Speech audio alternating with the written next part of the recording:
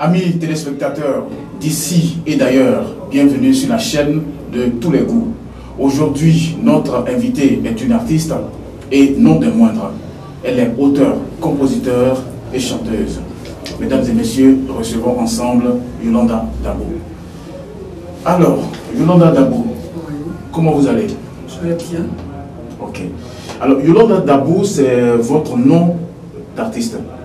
Oui, Yolanda, c'est mon nom d'artiste, mais avant de causer, de parler de Yolanda, on va dire d'abord merci à Dieu. Oui. Je dis merci à Dieu, merci à Jésus, merci à l'Esprit qui nous guide, à l'Esprit de Dieu qui nous guide ici présent. Oui, Yolanda, c'est mon nom d'artiste. Je suis née Animel Yolanda. Animel Yolanda. D'accord. Ça, c'est à l'état civil. À l'état civil. D'accord. Et vous êtes... Je suis à Ducrot. Je suis à Ducrot et bon, de père et de mère à Ducrot. D'accord.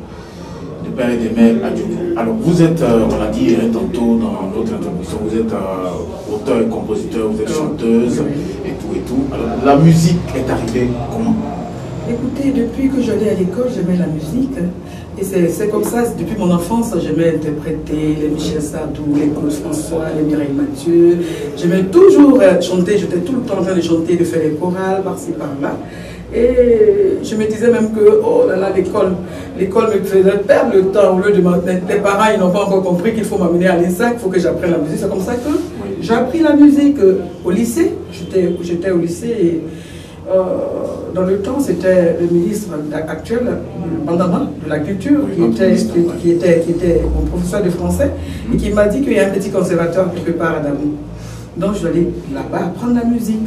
Et c'est au petit conservatoire qu'on a formé un groupe, un ensemble musical. Voilà, qu'on a nommé d'abord le Medjob, et puis après c'est devenu le Septeto Dabo. C'est là que ma carrière a commencé. D'accord. Donc véritablement votre carrière a commencé avec tout cela. Mais tout à l'heure vous avez dit, ça c'était au lycée, vous avez interprété des chansons, mais je n'ai pas entendu que vous avez interprété une chanson d'un Ivoirien, d'un Africain, vous m'avez cité que des Français. Oui, bon, écoutez, bon, c'est ce qui était à la mode. À la mode, hein. C'était à la mode. Et puis bon, on interprétait les chansons zaïroises avec Bongolor et tout ça. Et bon, j'étais aussi avec la famille Sissi. Ahmed Faraz, son grand frère, Sissi Abdourahman et tout ça. On avait un petit groupe là, on répétait ensemble. C'était la grande famille? Oui, c'était la grande famille à Dabo. D'accord. Et puis avec tout ce groupe, vous avez formé un orchestre? Ok, je me suis séparée d'eux et je suis allée apprendre la musique. C'est au niveau du petit conservatoire de Dabo que moi j'ai appris qu'on a formé un orchestre, un ensemble musical qu'on appelait le Medjob d'abord. Le Medjob, c'est un oiseau qui chante le matin et qui annonce la bonne nouvelle. Le Medjob, c'est un Ducrot. Et à la suite du Medjob, on a fait le Septeto Dabo, voilà, qui a été créé par l'invitation, le support des amis de la musique afro-cubaine. Parce que les amis, comme on appelle la musique afro-cubaine, ils sont venus avec des CD et tout ça, ils ont créé le groupe. D'accord. Avec tous ces différents groupes, vous avez réalisé des titres, des albums, des singles, ou c'était juste des tournées, collège, lycée, village? Non. Ok, avec le Septeto, on animait des galas, des dîners, des Rotary Club. Bon, et puis on a fait des face-à-face avec Africando, avec le Septeto, oui, au Golf Hotel. Et c'est comme ça qu'on est allé au bar flamboyant du Golf Hotel. On était installé là-bas, on animait le bar flamboyant. Et ça, c'était déjà en quelle année? Déjà en 93, juste après la mort du président Houphouët-Boigny. D'accord. Voilà, ok. C'était déjà en 93. Hein. Oui, 93, 94, voilà. Donc, disons, de Dabo, allez tout de suite, on vous voit à l'hôtel du Golfe. Ok. Il n'y a pas eu un grand changement? Il n'y a pas eu de... Enfin, on était déjà habitués à aller faire des galas et à revenir, donc on n'a pas trouvé de grand changement, simplement que maintenant il fallait chanter tous les jours, chaque soir, de 22h à 2h du matin. Et c'était la formation aussi. C'était la formation, donc vous n'avez pas été premier Kaou, deuxième Kaou, vous n'avez pas été comme ça. Non. Parce que d'un village, ou bien d'un conservatoire de village ou des campements, on se retrouve à l'hôtel Ivoire. Oui, à l'hôtel Ivoire, mais attention, quand j'étais déjà au conservatoire de Dabo, moi j'allais à l'INSAC. Après le bac, moi j'allais à l'INSAC. Donc j'ai fait aussi le conservatoire de l'INSAC. J'ai appris la musique. Okay. Donc c'est comme ça qu'on a préféré faire la musique au lieu d'enseigner la musique. D'accord. Alors, on dirait tout de suite que c'est même une question. Vous avez choisi la musique ou la musique vous a choisi? Oh, je dirais que c'est les deux. Non, je dirais que la musique m'a choisi parce que toute petite, oui. j'ai commencé. D'accord. Okay. Alors, parlez-nous un peu. C'est vrai que vous avez ébauché un peu votre carrière, mais ça c'était juste au niveau de la Côte d'Ivoire. Est-ce que toujours dans votre carrière, juste parce qu'on va plus tard parler de votre album, avant la sortie de cet album, est-ce que vous êtes parti en Afrique, de l'hôtel Ivoire? Est-ce que vous êtes parti en Afrique? De l'hôtel du Golfe. Non, de l'hôtel du Golfe, après, c'était, excusez, mais on a joué pour le bon vieux temps à la RTI, oui. La radio, à la télévision nationale. Donc on a animé des émissions, Bonjour c'est dimanche par-ci, on a animé des émissions, et puis voilà, on est allé, bon, c'est à la suite que il y a un producteur, un monsieur qui n'est pas producteur, qui m'a contacté, qui dit bon, il aimerait me produire, et voilà, c'était parti. Et c'est comme ça que c'est parti. Oui, c'est comme ça que c'est parti. L'émission dont vous avez parlé, il y avait quel présentateur à cette époque-là? Oh, au début, Bonjour c'est dimanche, c'était Barthélemy Inabo. Oui, et puis après, bon, après c'est, comme on appelle le bon vieux temps, c'est Bamba. Le vieux Bamba Bakari, ouais. Voilà. Et bon, c'est comme ça après, bon. D'accord. Alors, de spectacle en spectacle, vous rencontrez un producteur. Ok. Il vous dit quoi tout de suite?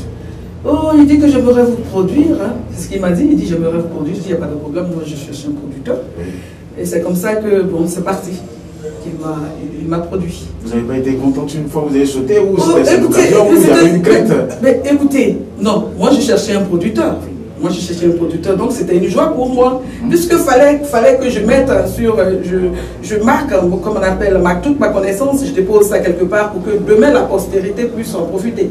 Parce que tout le temps je dis, mais tout ce qui est rempli dans ma tête, je fais quoi avec? Il faut bien que je laisse un passage. Et c'est pour cela, bon, déjà j'étais contente. Donc, et puis bon, on te dit que tu vas prendre l'avion. C'est la cerise sur le gâteau. Oui, ça fait une grosse évolution des tableaux, Hôtel Ivoire, Insac, tout de suite, voilà. Tu vas prendre l'avion. Okay. Ça fait partie du paradis. Avec ce producteur, vous avez réalisé combien d'albums? Non, c'est le seul album. Je l'ai sorti en 2010. C'est le seul album? Oui, à Cuba. D'accord, ok. Et l'album a été réalisé ici? Non, là, je viens de dire que l'album a été réalisé à Cuba. À Cuba? À Cuba, oui. Je suis allée à Cuba, j'étais d'abord à Malabo, puisqu'il fallait que je fasse un peu l'espagnol, savoir parler correctement l'espagnol, quand même un peu pour pouvoir arriver de l'autre côté. Donc quand je suis arrivée de l'autre côté, je n'ai pas eu trop de problèmes.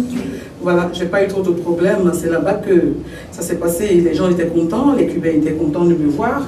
Ils étaient même surpris parce qu'ils ne savaient pas qu'en Côte d'Ivoire, dans un pays aussi éloigné, caché quelque part dans l'Afrique, on jouait leur musique là. Donc là, ils étaient vraiment surpris, ils étaient contents, ils m'ont bien accueilli les bras ouverts. Et voilà. C'était aussi une façon pour eux de découvrir l'Afrique, n'est-ce pas? Oui, de découvrir l'Afrique. Ils étaient contents, puisqu'ils se disent, là-bas, ils se disent qu'ils sont africains.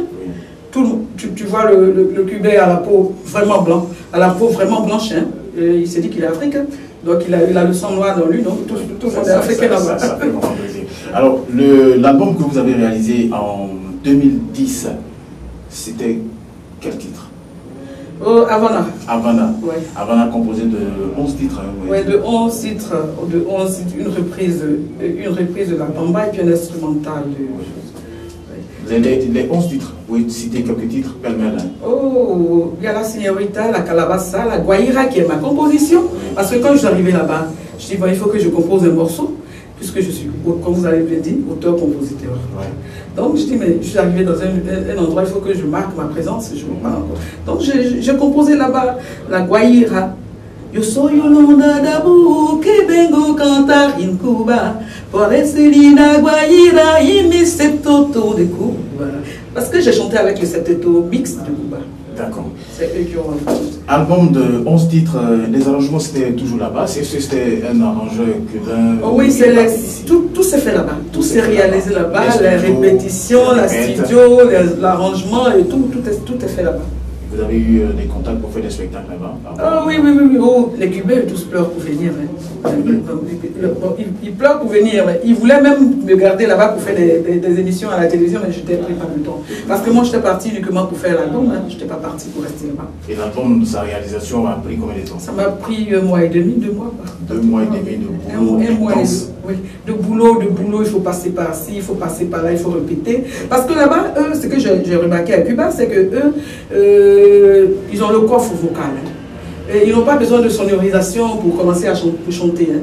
Ils se mettent dans la rue, là, la guitare tresse est là, la tumba, le chanteur n'a pas besoin. Donc le coffre est là. Donc là-bas, c'est du live partout. Et c'est des grands musiciens. Voilà. Havana, 11 titres chantés en quelle langue? 11 titres chantés en français. Je fais la Señorita. La Señorita aussi, c'est ma composition. La Señorita, la Bida aussi qui est ma composition. C'est chanté aussi un peu en dula. Et puis bon, en français, Merci Seigneur. Et puis en cubain, en espagnol. Oui. Ok. Les différents thèmes qu'on aborde dans les chansons. Oh, ce sont ça, je suis sûr qu'il y a au moins il y a un thème que je connais bien, l'amour, parce que les femmes peuvent pas. Oui, estoy enamorado. Oui, c'est ce que tu as, la première fois ce que tu as vu, tu m'as même demandé si j'étais tombée amoureuse. Je te dis non, que je ne suis pas amoureuse. Voilà. Mais c'est parce que ça m'a plu, la chanson m'a vraiment plu, c'est pour cela que je fais une reprise. Estoy enamorado, c'est une reprise. Et donc, forcément, il y a l'amour, il y a d'autres thèmes. Oui, je fais un appel, je fais un éveil à la conscience. Ouais, à la conscience, des conseils, des choses de la vie. Je parle des choses de la vie, de la paix, de l'amour, de l'entente. Voilà. Alors donc, depuis 2010, l'album Havana est sur le marché. Vous êtes revenu après 1 mois et demi de studio, ou encore 2 mois et demi de studio oui, oui. Du côté de Cuba. Vous êtes revenu au pays. Oui, oui. Qu'est-ce qui s'est passé par la suite? Oh, écoutez, c'est quand je suis venue avec l'album que j'ai compris que... Tu sais, quand j'étais petite, oui. Michel Sardou. J'aimais beaucoup. Et il est français. Il est français. J'aimais beaucoup chanter. Ne m'appelez plus jamais français. La France, elle m'a laissé tomber. Ne m'appelez plus jamais franc. C'est ma dernière volonté. Michel Sardou, je ne comprenais pas pourquoi. Mais quand je suis revenue, j'ai dit, ben dis donc, une femme qui a fait la télévision, qui a relevé des émissions, qui a fait beaucoup de choses pour ce pays. Et puis, je viens avec un album, écoutez, je suis la seule Ivoirienne qui suis partie à Cuba pour faire un truc aussi grandiose, avec des instrumentistes de Cuba. Et je viens, et c'est comme ça, on ne s'occupe même pas de moi. Pourtant, c'était mon image qui passait le matin, à midi, à tout moment sur les antennes de la télévision pour dire que, on va faire l'émission Le Bon Vieux Temps. Et quand on ne me voit pas avec l'image à la télévision, les gens ne s'intéressent pas trop à l'émission. Alors vous n'avez pas tout de suite me dit que vous voulez plus être ivoirienne parce que avec la chanson des Sardou, lui d'abord puisque vous êtes là, vous êtes là, la télé, Dieu merci, je dis merci à Dieu que Arc-en-Ciel TV est venu. Au moins vous allez relever ces défis et faire honneur quand même, faire honneur à toute la Côte d'Ivoire parce que les mélomanes ils m'attendent, hein, ils ne savent pas ce que je deviens. Voilà, donc vous faites plaisir à tout le monde. C'est avec le soutien de tout le monde, le soutien de toute la population ivoirienne, toute la population africaine, la diaspora et tout. Oui, la diaspora, Dieu vous en voudra, l'esprit de Dieu vous en voudra. Voilà, donc certainement que vous avez eu pas mal de soucis à votre arrivée. Oui. Avec l'album, qu'est-ce qui n'a pas marché? Avec l'album, non. Est-ce qu'il y a eu manque de promo, il y a eu manque de considération? Oui, c'est la manque de considération, parce que j'ai tout fait, j'ai payé les droits à la télévision, j'ai tout fait. Et je me suis dit qu'en venant déjà, l'album devait déjà être pris comme un nouveau-né, un bébé. Parce que moi, je suis une fille qui est née de là. Mais écoutez, donc l'album, bon, a fait son parcours, il n'y a pas eu de... J'ai fait ce que je pouvais faire avec l'album. J'ai fait ce que je pouvais faire et puis bon, on est là. Depuis 2010. Depuis 2010. Il y a eu des spectacles. Bon, il y a eu des spectacles, oui, il y a eu beaucoup de spectacles. J'ai fait des spectacles partout. Bon, mon dernier spectacle, c'est, comment on appelle, au chalet d'Imé, sur la route de Bassam. Ouais, le dernier spectacle. Bon, maintenant, je suis en train d'apprendre aussi d'autres formes de musique et d'autres, voilà. Je vais vers d'autres côtés de la musique africaine, comme le blues, le jazz. Donc je suis en train de me perfectionner dans ces genres de musique. Donc sur... plus polyvalente. Ouais, sur l'aspect Cuba, vous mettez dessus tout ce qui est jazz, tout ce qui est quoi encore? Tout ce qui est jazz, non, écoutez, non. Moi, je suis cubaine, je suis formée pour la musique afro-cubaine. Donc, je suis déjà, je suis artiste, chanteuse, de formation cubaine, afro-cubaine, pour la musique afro-cubaine. Mais spécialement pour le son, parce qu'on a été formé à la base par le son qui est un genre de musique afro-cubaine. Mais je fais le jazz et puis pour ma propre formation, pour compléter ma formation. Voilà.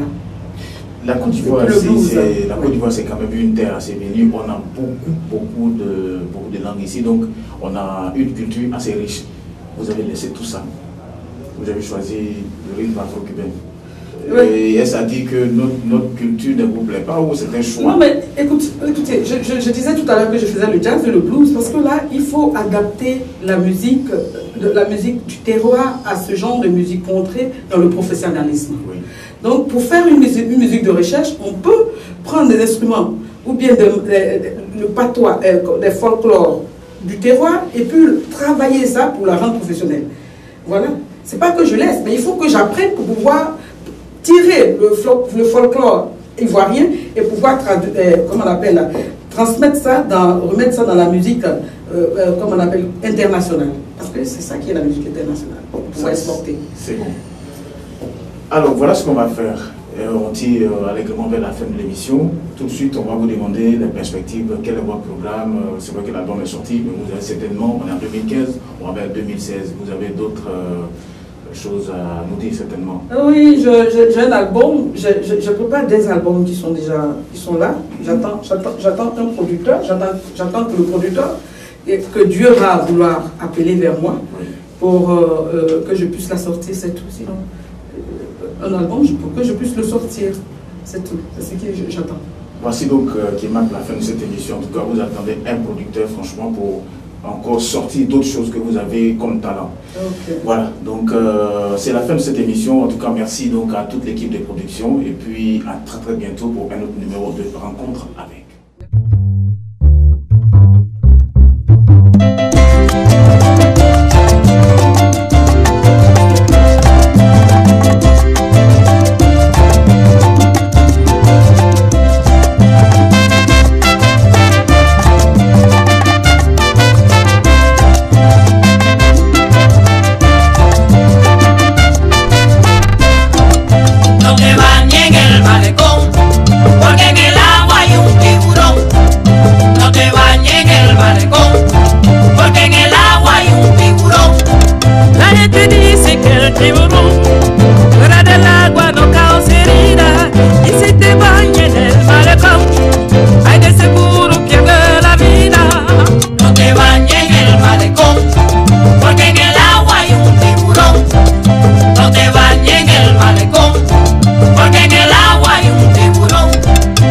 Teresa comió jamón